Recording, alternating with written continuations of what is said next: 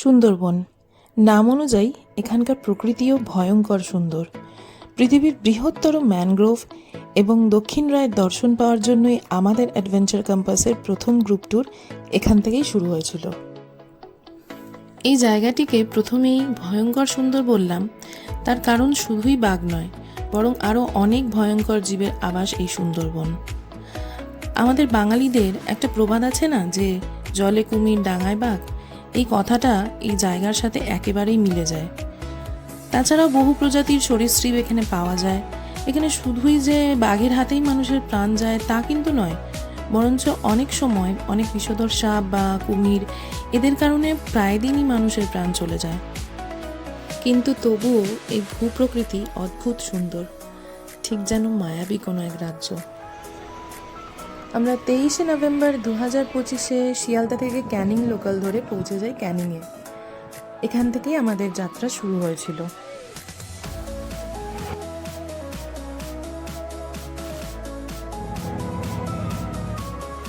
এই ক্যানিং স্টেশন থেকেই আমরা প্রত্যেকে অটো করে চলে যাই সোনাখালি। ওখানেই থেকেই আমাদের সুন্দরবনের বোট দাঁড়িয়ে আছে, ওখান থেকে আমরা বোটে উঠবো।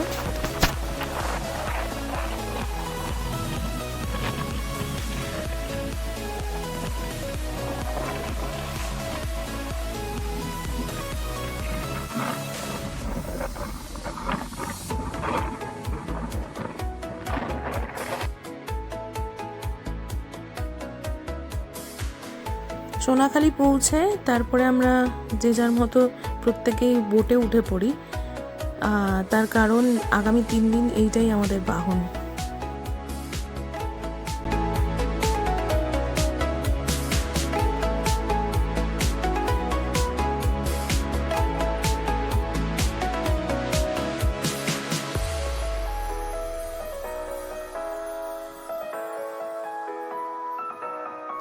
আমাদের বোট এসে পৌঁছালো গোসাবায়, যেখানে প্রথমেই আমরা দেখে নিয়েছিলাম বেকন বাংলো, যেটা কিনা নির্মাণ করেছিলেন স্যার ড্যানিয়েল হ্যামিল্টন 1903 সালে, যিনি ছিলেন একজন স্কটিশ বিজনেসম্যান এবং সোশ্যাল ওয়ার্কার।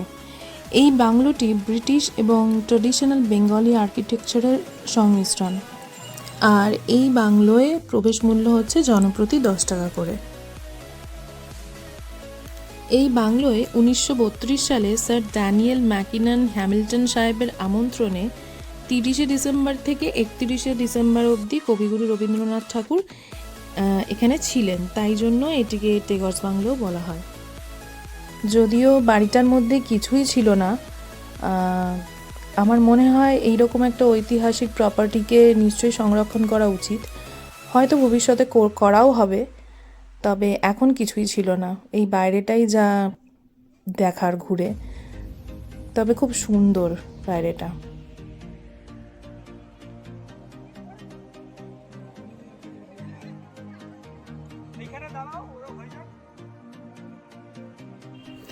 এরপর আমাদের পরবর্তী গন্তব্য ছিল সজনেখালি।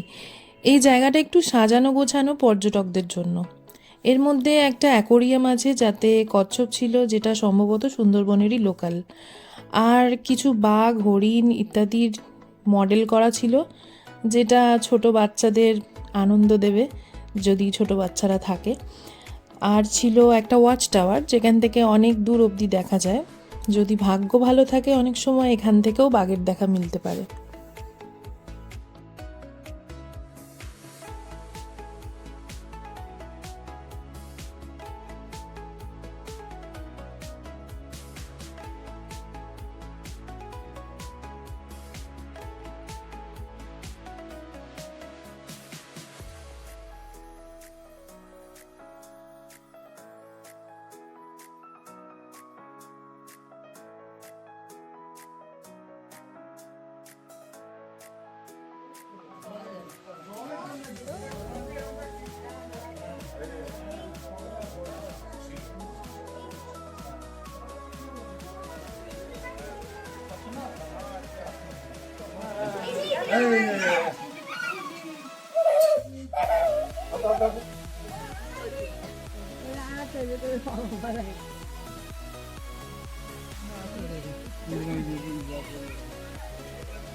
বাঘের মতো দেখতে চক্রবর্তী হয়ে আরে হাত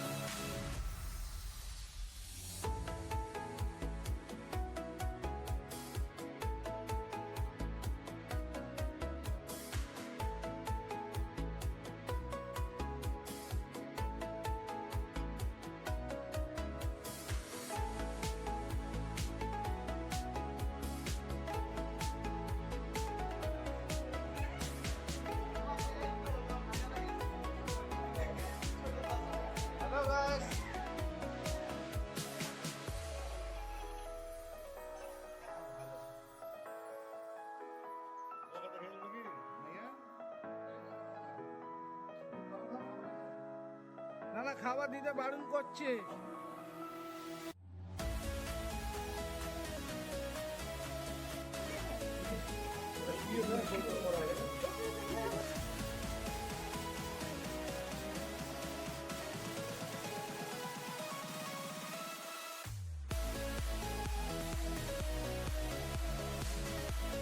এরপর আমরা লাঞ্চ সেরে চলে এলাম পাখিরালয়। এখানেই আমাদের রাত্রিবাস হবে আগামী 2 দিন।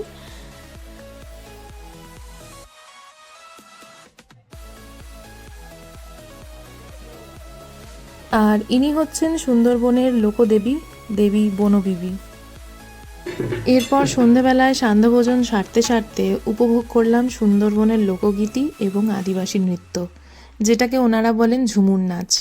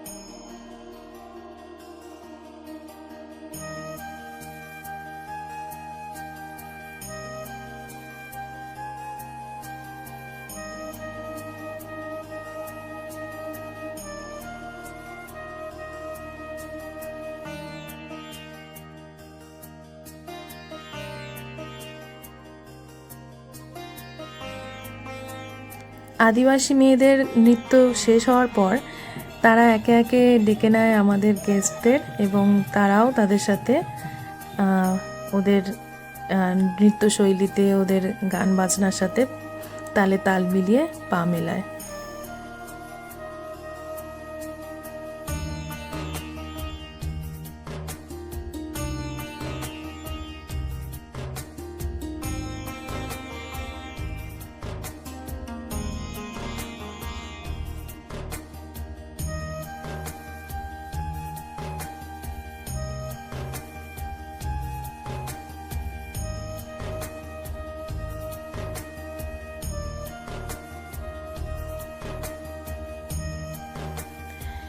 এই অনুষ্ঠানটি শেষ হওয়ার পরেই কিছুক্ষণ আমরা আড্ডা দিই সবাই মিলে। তারপরে কিছুক্ষণ পর আমরা রাতের ডিনার সেরে নিয়ে তারপর যে যার রুমে গিয়ে বিশ্রাম নিয়ে নিই।